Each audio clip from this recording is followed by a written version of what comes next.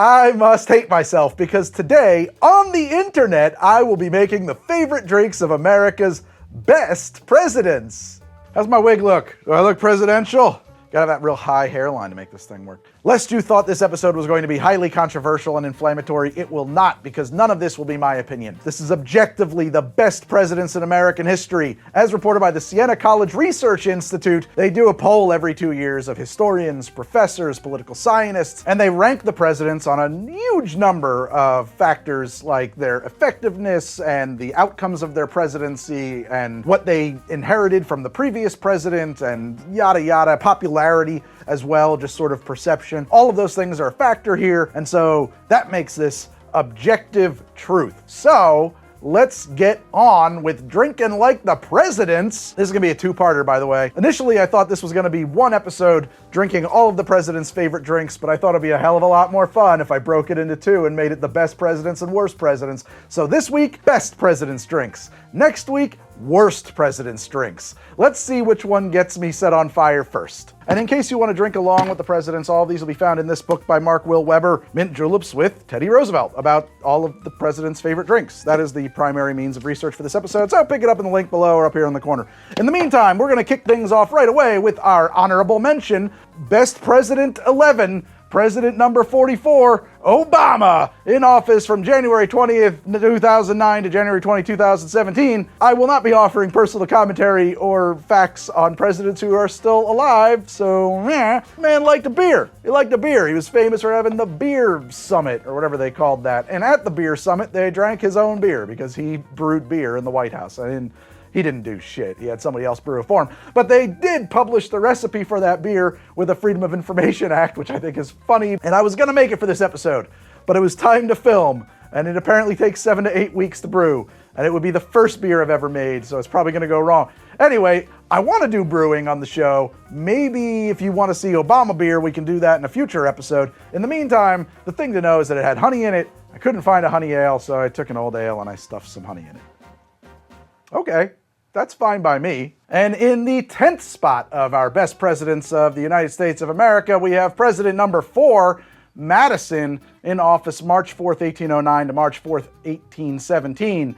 He liked wine. He liked champagne. He liked a lot of red wine. In fact, a scandal occurred while he was in office when 1,200 bottles of Burgundy and champagne from France were charged to an account that Congress had earmarked for White House furniture. And so in his honor, we attempt to saber a mini bottle of champagne. There we go. Yes. Madison had so many accomplishments while he was in office. To be perfectly blunt, I looked into it. As far as I could tell, Madison's coasting on the Bill of Rights and the Constitution and things he did before he was president. But here's to you, Mr. Madison, number 10. He was kind of a royalist, I think. His version of the presidency would have been a lot more like a king, and people made fun of him for that at that time. Moving on to America's 9th best president, it's president number 35, John F. Kennedy. Come on down. In office January 20, 1961 until November 22nd, 1963, when he died. Kennedy came up recently in my Western Powers Cold War episode when I made the particular daiquiri that Jackie Kennedy used to make for him in the White House, or had people at the White House make for him because, let's be honest, weren't doing nothing. But he's also famous for loving Bloody Marys and apparently drinking Heineken. And so in honor of, oh God, that's the skunkiest, nastiest beer. This one's for you, JFK. But let's make a Bloody Mary instead. I think that at the time, Heineken was kind of like young and sexy. Kind of the way Coors became in the 80s. So let's make a Bloody Mary. I haven't had one of those in a minute. That'll be fun to sip on. I'm gonna start with some vodka. I think Stoli's actually Russian, if I'm not mistaken. Now, we're gonna start with vodka, 2 ounces. I'm gonna do 4 or 5 ounces of tomato juice. So I just did 4.5. Need a little Worcestershire. 4 of those. Need 1 or 2 of these. Yeah, 1 or 2. Boop. I just went and got my pepper grinder. It smells like a skunk exploded in here after opening that Heineken. That one went bad. A couple cracks of black pepper. A squeezy of lemon juicy. Get some ice. And now we roll this one back and forth. Don't shake it. It's a mistake I've made. If you shake it, the tomato juice will freeze. But just doing this, you will feel it get very cold. And I'm rolling it nice and tight, and I'm not holding the ice back, but I could have used my strainer, and I could have done a big long pour, but let's get real. It's 8 o'clock in the morning, and we were doing Benzedrine and Marilyn Monroe all night, and we're not in the mood, okay? We're not in the mood. We just got to get this thing in the glass. Dump that into a glass. This is some rubbery celery, man. I don't know about this. Stick some celery in there. There you go. Straw. Not bad. Actually, that's a pretty good one. I like that a lot. I might keep that guy around. I usually make these with a bit of horseradish in it, but I couldn't find my horseradish before I filmed this, and honestly, I kind of like this one better. I might like it this way now. We're gonna keep old JFK's drink of choice around, because I'll be enjoying that one through the episode. Thank you, Mr. JFK. Why so great? Oh yeah, on all of these, I put down some notes about why so great. Look, I'm going to tell you what, I didn't really have a particularly high opinion of JFK before I researched this, but then I read some stuff about how the Joint Chiefs of Staff wanted to bomb Cuba during the Cuban Missile Crisis, and he avoided doing that, probably because they had also told him it was a really good idea to invade Cuba in the Bay of Pigs, and that blew up in his face, and he wasn't too trusty of them. So he really stood down a bunch of generals who seemed like they knew what they were doing. So I give him a lot of credit for not destroying the world. That was cool. He gets a lot of points, apparently, for being very, very attractive. He gets credit for taking us to the moon. I don't know, I think that, whatever. At the time, this is probably lost on a lot of people, he was regarded as a war hero, captain of PT-109, that sank, and he survived. He also started the Peace Corps, which hilariously I wrote down as Peach Corps. I talked about Bay of Pigs. That was actually not his idea, though. It was like from the Eisenhower admin that he had inherited from, when he became president. That's it. That's what I got about old JFK. Right now, no matter what I include or don't include, all these angry internet boys are gonna be, oh, you don't even. That's great. I love the engagement. Go nuts.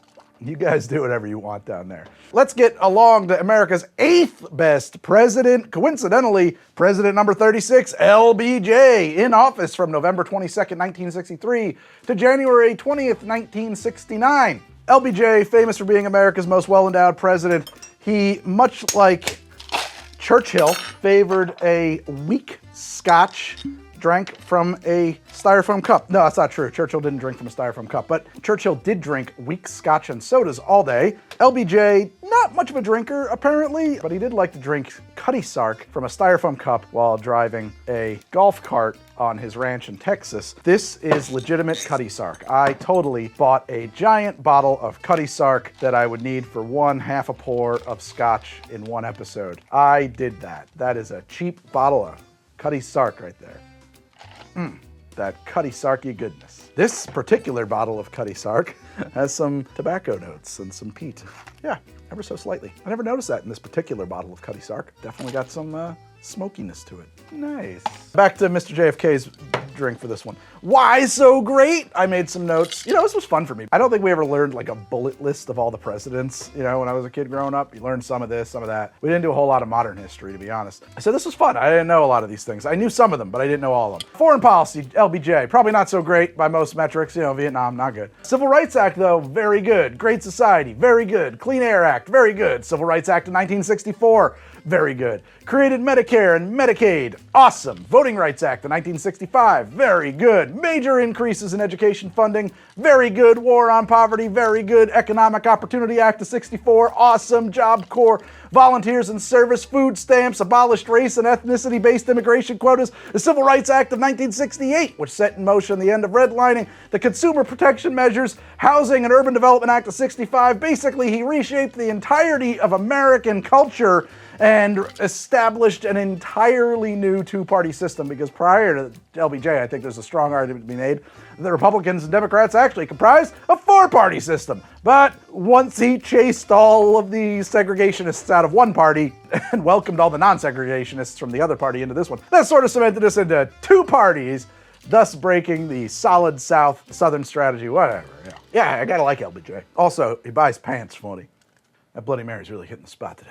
How's my wig look? Do I look presidential? This wig's not good. This is a cheap wig. It's a $15 wig. Coming in at 7th best president in U.S. history, it's Harry Truman, president number 33, in office April 12th of 1945 till January 30th of 1953. Truman the Human liked a Bourbon Old Fashioned, so let's make one for him right now. To do it, I'm going to use a couple bar spoons of simple. Oh, that was That was a heavy bar spoon of simple. That's enough though. I like that. That was good. This is also, I think for reasons, this is a 3-2 simple and not a 2-to-1, so it'll be okay. I want a couple dashes of Angostura Bitters, 1, a 2, maybe 3. 2 ounces of bourbon. I'm using Old Grandad Bottle in Bond. I swear I read somewhere that was a brand. It feels Truman-y. It feels Truman-y. Give that a healthy stir.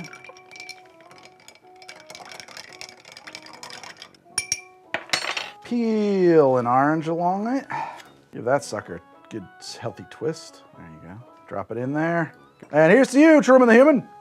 Why so great? And please, for the love of God, remember that we're keeping these things kind of breezy and just doing bullet points right through. But first off, on a personal note, he spent all the time he could in Key West, and I can relate. If you ever happen to find yourself in Key West with not much to do, a visit to the Truman White House is not such a bad deal. Yeah, it's nice, it's cool. You get to see where he played cards, you walk around, and a guy will tell you some stories. It's cool, you know. It's right off of Duval Street, so it's not so bad. Right down the street there from the Hemingway House. You can do both in about an afternoon. It'd be great. Spend as much time in Key West as he could. I like that. I like that very much. He came to the office very unexpectedly, of course, immediately thrown directly into the process of negotiating the peace in Europe, and he managed to do so in a way that avoided a third world war, which at the time was a huge concern to everybody. You know, you may take that for granted, but last time they negotiated a peace to World War, it resulted in a second one. So he pulled that off pretty well. Obviously, he wasn't alone in that. Some other achievements: he signed the Economic Recovery Plan for Europe, which strengthened U.S. interests around the world. Good for America. He executed the Berlin airlift. Pretty cool. Set the precedent for keeping the Cold War ice cold. Nice work, Mr. Truman. He was president during the establishment of UN and NATO, which are two things that I'm a fan of. Largely responsible for shaping the post-World War II world order. Big fingerprints on the planet, and also, generally speaking, pretty good for the U.S. From what I understand, he was pretty good on civil rights. Per his vice president, I like this quote a lot, it's just very nice, moved the Democratic Party from the shadow of states' rights to the sunshine of human rights. So here's to you, Truman the Human. Keeping him breezy, moving right along. That's a damn fine old fashioned. Thank you, Mr. Truman. Brings me to America's 6th best president, Eisenhower, number 34. President number 34, 1953 to 1961. Eisenhower liked his scotch. And hey, wait a minute, look at that. Presto changeo. Our Cutty Sark is now Blue Label. That's a very presidential sounding scotch. Scarch. Let's put a little of that in there. There you go. A wee dram. Very wee. Isn't that crazy, the way that Cutty Sark just turned right into Blue Label? What a strange magic trick that was. I love this thing about Eisenhower, by the way. He liked scotch, but his doctor only let him have a few every week after his 4th heart attack. In fairness, it is hard for me to imagine a president who was coping with more stress, but the chain smoking didn't help either. He was a real health nut. Why does Eisenhower rank so high on our list? The man in the little gray suit? I mean, look at him. Who couldn't love Kermit the Frog? I mean, winning World War II was a factor here. He continued the New Deal, which was very popular. Everybody really liked that. He expanded Social Security, resisted calls to cut taxes for the wealthy, like hardcore resisted those calls. Established the national highway system. As a general, he started the process of desegregating the military. Pretty awesome. He wasn't that committed to civil rights at home. He kind of got pulled along very begrudgingly. And this is one of those things where I want to pause and talk about this. He personally thought that the Supreme Court was wrong on Brown versus Board of Ed. He was factually wrong on that, but that's what his feelings were. But he felt bound to enforce their decision, which I think is pretty cool. He felt answerable to his office and his position and like responsibilities, even in the face of his own personal convictions, which sucked in this case, but regardless, he did the right thing. Thought one thing, did the right thing. In his second term, he did sign into law the 1957 Civil Rights Act. It was the first civil rights legislation that had been signed since Reconstruction. It had been watered down by the Senate before he signed it. Some African-American leaders would have preferred him to not sign it, to hold out for a better thing. Personally, I think he gets a lot of credit in the popular mind for desegregating schools, when in reality, he wasn't really that strong on it. When the governor of Arkansas mobilized the National Guard to prevent 9 students from entering Little Rock Central High School, of course, Little Rock 9, very famous and dark moment in American history. They were going to desegregate the school. American history for you. We're going to desegregate the schools everywhere. We're going to desegregate the schools in Arkansas. This one school in this one county didn't want to do that. The governor of Arkansas sent the National Guard to prevent them from desegregating. Eisenhower federalized the National Guard and said, you guys fucking work for me, and ordered them to instead support integration. And he sent the 82nd Airborne, I think, down there to help integrate the school. Obviously, I'm very glad that he desegregated the schools by force if necessary. But according to some insiders, he wasn't that concerned with desegregation so much as the governor thinking he could subvert the authority of the federal government. Whatever gets the job done. My own notes, when I was reading this, I wrote down these words. I think he was probably kind of complicated on the matter. Probably mostly meant well, attempted to be better than whatever biases he had been raised with, but also still had those biases, and also didn't want to do anything politically risky. I think that's a thing. I think you can have a feeling about a thing and be able to recognize that that feeling is wrong, but not be able to shake that feeling anyway, because you don't control that, it's your feelings, but also not act upon that feeling or even act against that feeling. And I think that that is a really cool thing to be able to do.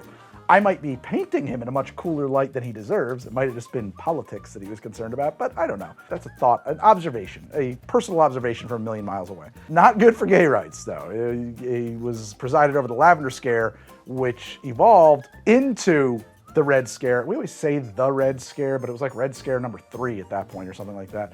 Didn't really like Senator Joe McCarthy and the way he was conducting the HUAC, but mostly because of his tactics. He didn't really like communists or gay people.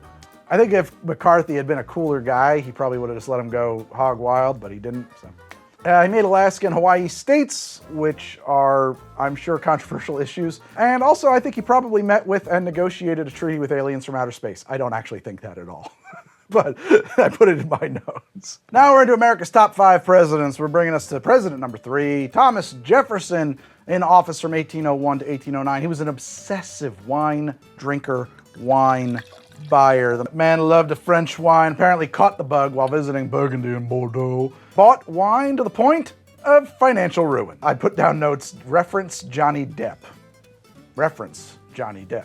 Here's to the morality of expedience, Mr. President.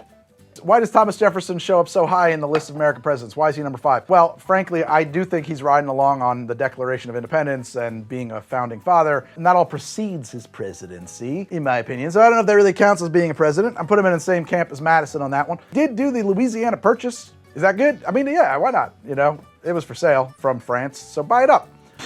I put this down. He was first in slaves. He owned more slaves than any other president, over 600. You know what? This isn't that. We're not gonna go. That's a lot. There's a lot more history there. There just is, and that, you know, we could talk about Jefferson a lot. Otherwise, his presidency kind of sucked. That's what I noted. I think he's just got that founder name recognition. Yeah, owned more slaves than any other president. We're gonna need this later. Had a drink like president. We have come to America's 4th best president, objectively best president. President number 26, Theodore Teddy Roosevelt, in office 1901 to 1909. We gotta talk about Roosevelt for a minute here. I thought for sure that we were gonna find out that his favorite drink was a Cuba Libre, but no. It's a mint julep.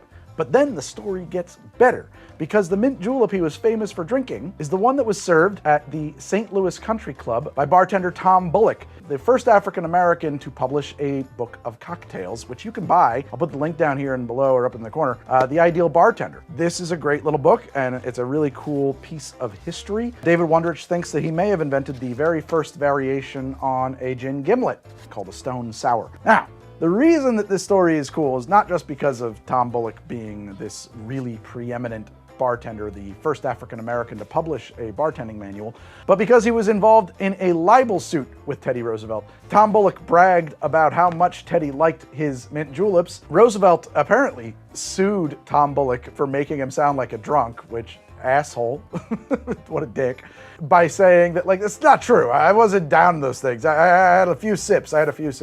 The St. Louis Dispatch, a newspaper, said that's not possible. Nobody could have a few sips of Tom Bullock's mint juleps. Here's the thing. I had initially thought, I'm going to make the mint julep exactly as Tom Bullock made it. Large silver mug, a lump of sugar, a half a pony of water, simple syrup. Fill mug with ice, 2 jiggers of bourbon, stir well, put mint on top, and serve. Be careful not to bruise the mint. I hate to say it, but I think I'm gonna side with Roosevelt on this one, because I would only have a few sips of that mint julep. I'm gonna make a mint julep the way I really kind of want to make a mint julep, which is a bit different and a lot mintier, to be perfectly honest. You get your little silver muggy guy.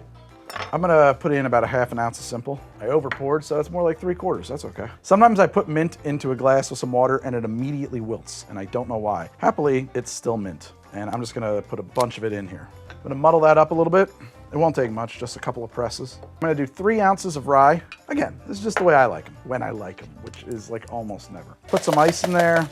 Stop at about halfway, give it a good stir. And finish up with more crushed ice all the way up. Just keep packing it in. The more you can get in there, the better. I want even more. There you go. That's what your julep should look like mostly. However, on the mint department, it's gonna look bad because this is very wilty mint, but kind of want as much as you can get in there. Might not be pretty, but it's gonna taste good. So cut down your straw, stick a straw in there. And I don't really know what the proper salute is when you're having a mint julep. And that's what I want a mint julep to taste like. That's very nice. It's not actually overly sweet, although it's sweet, pleasant, approachable, very minty. Finishing on rye, spice, and tobacco notes. Nice, tasty. And that is a mint julep you'd have a hard time not finishing. Restraint! And now we come to the totally objective, not my opinion at all, but just factual facts about why Teddy Roosevelt was so great. Well, first off, I think he was just very charismatic. The guy photographs very well. That smile is just plain infectious. People really like the whole Bull Moose story, getting shot and continuing to talk. He was the youngest person to become president at 42 years old. Famous as the trust buster, although the law for the trust busting had been used prior to him. Famous for expanding the national parks dramatically. Panama Canal process started while he was president, created the National Forest Service. He won the Nobel Peace Prize for negotiating an end to the Russo-Japanese War, which is probably one that you completely forgot existed. And he created the Pure Food and Drug Act and Meat Inspection Act as a response to reading Upton Sinclair's The Jungle, which are generally good things. I like pure foods, pure drugs, and pure meats. Oh, it just gets better as it gets colder. Hi, yeah. Woo! I sure would like one of these at the St. Louis Country Club. Well, here's to you, Mr. President. I keep forgetting that I'm wearing this stupid wig because on my head it feels exactly like the Christmas hat that I wear for the Christmas episodes. In my brain, I have a Christmas hat on. That brings us to America's third greatest, objectively, factually greatest president, according to the Siena College Institute's research. Number 3, president number 1, in office from April 30th, 1789 to March 4th, 1779, it's George Washington. First president under the US Constitution. If you're thinking anything about Washington and drinking, you're probably expecting some cherry bounce, but according to history, that was not his favorite drink, although it would have been a nice one to serve at parties, and Martha Washington was famous for publishing a recipe for cherry bounce. Apparently his favorite drink, day to day, was a heavy porter beer with molasses added. Now, I've done a fair number of colonial mixed beverages, loggerheads, snake bites, stone fences, that kind of stuff on the show. But I've never just taken a beer and put molasses in it, and I'm kind of excited about trying that today. I'm gonna do it in this wooden colonial looking mug, and the beer I'm gonna use is Sam Smith's Tatty Porter. Now, if I just put molasses into a beer, I'm never gonna be able to mix it in. So what I'm gonna do is I'm gonna pour in part of this, just a bit there, some molasses, and then I'm gonna just stir the heck out of that and kind of make a beer molasses syrup. I can't imagine any other way that you would have been doing this. Then I will be adding, see even there's some stuck to my spoon, but the rest of this beer, and away we go with this old porter. It's gonna foam right over, I'm sure. Very dramatic, very frothing. Oh, no, right to the tip. There we go. Nicely done, Greg. I'm a Yankee Doodle Dandy. Woo! That is tasty, but heavy. That is a Christmassy beer. That is something that you want to lie down with. I was gonna say sit by a fire, but honestly, this is I'm gonna have a few sips of this, and I'm just gonna pass out from my blood sugar crashing. Damn, that's a lot. That is a lot. This had to be an end of the day kind of thing. Maybe dead of winter, I could have one of these for lunch. I think that we're done. I think that when we get into the molasses beers, old Georgia boy's going to bed for the night. I wonder how it was when you take your teeth out. When you take your teeth out, is this a good one to drink? Is it better without teeth? I wonder. Why was the man with a wig for his wig and brain for his heart so great? Well, I mean, he's the first guy. I'm kind of surprised he doesn't show up as number 1 on the list. I'm glad he doesn't show up as number 1 on the list because that means there's at least some objectivity here. You don't get to be best president just because you're first president. Those are different things. He gets a lot of points, I think, for, winning the Revolutionary War. Feels like a lot of PR. I think that the coolest thing Washington did was walking away from the job without making himself king, establishing the 2-term limit convention. It didn't become like a law until later, but that was probably his coolest move. Also, when he held that lady's hand in a jar of acid at a party. That brings us to America's second greatest president. Again, I'm shocked he's not number one. Abraham Lincoln, president number 16 in office, March 4th, 1861 to April 15th, 1865. His favorite drink was nothing. By all accounts, Lincoln didn't drink. He did love apples. And I've read that there was a suggested association between him and apple cider or possibly Applejack. In truth, he was a lifelong teetotaler, probably also a agnostic or deist, although his father, I think, was very religious, I read, and a prohibitionist, if I'm not mistaken. He just didn't like to drink as well, but not for religious reasons, as far as I can tell. I did read one account that said maybe he got like really wasted when he was young on Applejack, and as a result decided it was real bad. There's a real famous quote about someone complaining to him that General Grant was always drunk, and him asking to let him know what brand it was so he could send a couple cases of the said whiskey to other generals. Maybe that would help them win some battles. Oh, sick burns from Mr. Abraham Lincoln. So, nothing. He drank water, I think. Water and tea, as far as I can tell. I also read one account that he probably drank as much as anybody else, but he didn't drink. You know, obviously, he had a little beer and wine every day, but he didn't drink the way some other people did. So, as a result of that, by the Times, he shows up as a non-drinker. Therefore, to Mr. Abraham Lincoln, I will be drinking the drink of the hour, which was about to be the Bloody Mary. But now that I've been where I'm at, I think it's this amazing mint julep. This is definitely more presidential than a Bloody Mary. I guess it depends on which president you are, though. They both are truly presidential cocktails. I just want to stand here now and enjoy this. This gets better every second it exists. And that brings me to America's best president. Objectively, not an opinion. Truly not my opinion, actually. I don't know what my opinion is. I never stopped to think about it. It might be this guy, I don't know. But this is, of course, America's best president, according to a whole lot of historians and political scientists and other things by way of the Siena College Research Institute's polling that they do every 2 years. It's president number 32, Franklin Delano Roosevelt, coming in with a term that lasted a staggering 1933 to 1945. That's right, the only president to be elected 4 times, which they quickly made illegal. He died shortly in his 4th term. This is actually the president who apparently is most associated with cocktails. Oh, it's really funny. I was looking at my notes before, and I thought I had grabbed everything, and I was about to record this. I said, oh, I didn't get everything. Read my notes again, and said, he enjoys mixing gin-based martinis. That's right. And occasionally whiskey-based Manhattans. That's true, but his favorite thing to sip while sailing was a Bermuda rum swizzle, which I've actually never made. All right, let's make that Bermuda rum swizzle. Start with your glass. Let's get an ounce of lime juice in there. 1 ounce of lime juice, 1 ounce of orange juice, a generous dash of falernum. My friends at Curiata just sent me this. This is a new falernum liqueur that I've never heard of before. Falernum up until now has been either a thing you make yourself, which I've never had much luck with, Velvet falernum, or B.G. Reynolds falernum, which I've fallen in love with. This is a new liqueur falernum that I actually like a lot. It is much more in the B.G. Reynolds family than the Velvet falernum family. I like this. This is what I'm gonna use, and I'm gonna use about a half an ounce, because that is a generous dash. And if you want to pick up that or any of the bottles I use in the show, you can use the link in the pin comment below or up here in the corner. Go to Curiata, go to drink.curiata.com and order anything I use and have it sent directly to your house. 2 ounces of dark rum. Stands to reason that Gosling's would be the correct one. And since this is a swizzle, you'll be using crushed ice and a swizzle stick. One more crushed ice all the way up.